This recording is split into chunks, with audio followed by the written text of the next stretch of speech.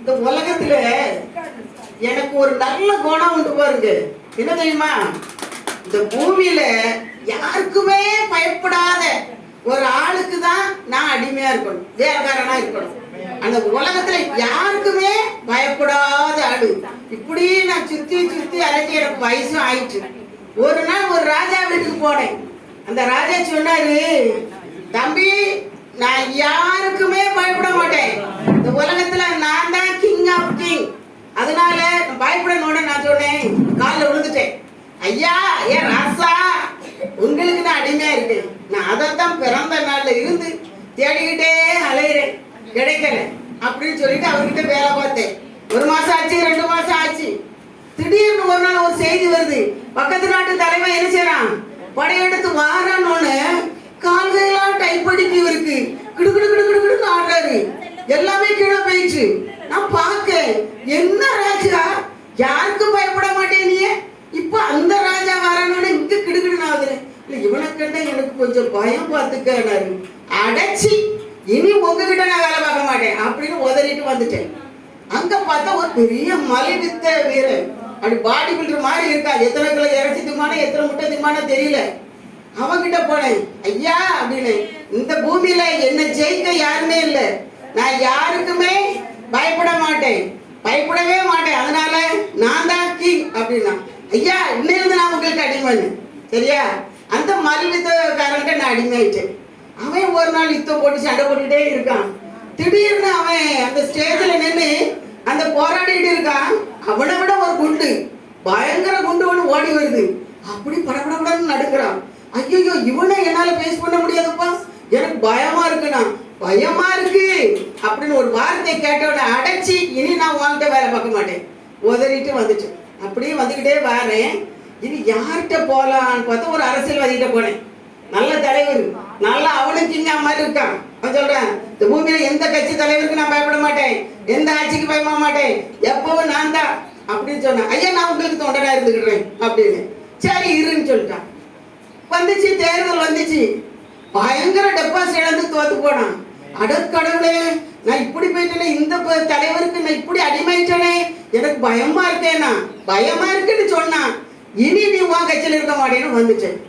இனி எனக்கு ஒரே குழப்பம், யார்கிட்ட போக, யாருக்கு பயப்படாத, ஒருத்தருக்குமே பயப்படான்னு பார்த்தேன். இங்க வந்து பார்த்தா, ஐயா ஐயா சொல்லுங்கம்மா, சொல்லுங்க சொல்லுங்க ஐயா ஐயா ஐயா சொல்லுங்க சொல்லுங்க, எனக்கு ஒரு காரியம் சொல்லாம ஐயா. சொல்றேன் ஐயா, நான் வந்து ஒரு காரியம் யாருக்குமே பயப்படக்கூடாதுன்னு வந்தேன்.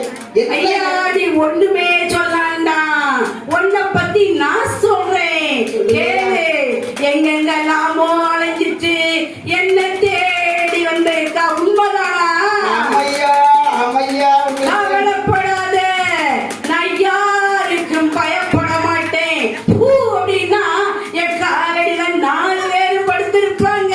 ஐயா நீங்க தான் எனக்கு வேணும், உங்களுக்கு நான் அடிமை, இன்னையில இருந்து நான் உங்களுக்கு அடிமை. ஐயாவா, நான் யாருக்கும் பயப்படாத ஒரு ஆளு.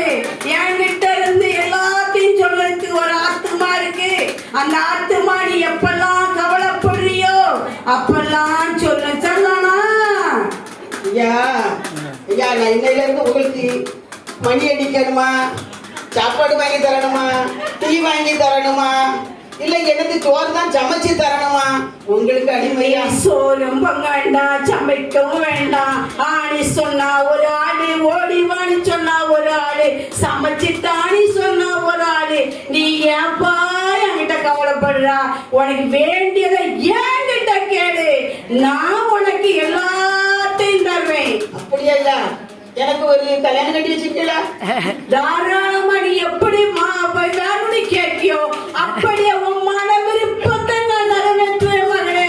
ஐயா எனக்கு ஒரு 2 அடுக்கு மாடி வாங்கி தந்துருவீங்களா? மாடி மட்டுமா வேணும்? அந்த சகல ஜாமான் வச்சு உன் மன விருப்பத்தை நிறைவேற்றுவேன் மகளே மகளே. ஐயா ஐயா ஐயா, என்ன சந்தோஷமா இருக்கு. தங்க போற விலையை பார்த்தா ஒரு 100 கிலோ போல தருவீங்களா? 100 என்னையா? உன்னுடைய இடுப்புக்கு என்ன வேணும்னு சொல்லி, உன் காலுக்கு என்ன வேணும்னு உன் இடுப்புக்கு மட்டுமா உச்சிலிருந்து உள்ளங்கால் வரைக்கும் எல்லாத்தையும் தங்கத்தாலே நிரப்பிடுறேன் மகளே. ஐயா ஐயா, என்ன சந்தோஷம், என்ன சந்தோஷம். கவலைப்படாத மகளே, என்ன தேடி வந்தா ஒருத்தர் என்ன செய்ய மாட்டாங்க, வெளியே போக மாட்டாங்க, என் காலடியிலேயே படுக்க வச்சிருப்பாங்க. என்ன இது என்னது?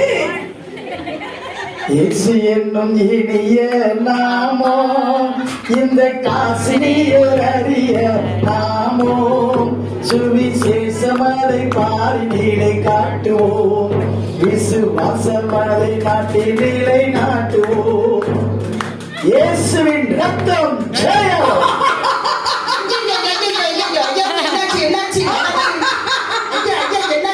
என்னாச்சு? ஒண்ணுல்ல, அங்க ஒரு சத்தம் கேக்குதே. ஆமா. கேட்ட உடனே என் அடி நரம்பெல்லாம் போச்சு. அந்த இயேசுன்னு சொன்னோட அத சொல்லக்கூடாது. ஏன் சொல்லக்கூடாது? மற்ற எதை வேணாலும் சொல்லலாம், அந்த நாமத்தை மட்டும் சொல்லாதம்மா. பயமா இருக்கோ? பயமா? எனக்கு ஒண்ணுமே ஓட மாட்டேங்கி, கையும் ஓடல, காலும் ஓடலையே. அடச்சி, இதுக்கா போய் ஓட்டறது இவ்வளவு நேரம் கும்மாடு போட்டு கிடந்தே. ஆமா, எனக்கு சமாதானம் தர முடியுமா, உன்னால முடியாதா? முடியாது, அதெல்லாம் தர முடியாது. ஒரு சொத்து வேணா சொல்லணும், வீடு வேணா சொல்லலாம், மற்ற எதை வேணாலும் சமாதானம் நிம்மதிங்கிறதுக்கு வார்த்தையே இல்ல, இடமே இல்ல. எனக்கு பரிசுத்தத்தெல்லாம் உனக்கு தர முடியும்? அதெல்லாம் எனக்கு முடியாது. யாருக்காவது வம்பு பண்ணா சொல்லு, உடனடியே அடக்கடனை. அப்படி பரலோகத்தை, அந்த வைகுண்டத்தை தர மாட்டியா? நோ, அதுக்கெல்லாம் இடமே இல்லம்மா, இடமே இல்ல.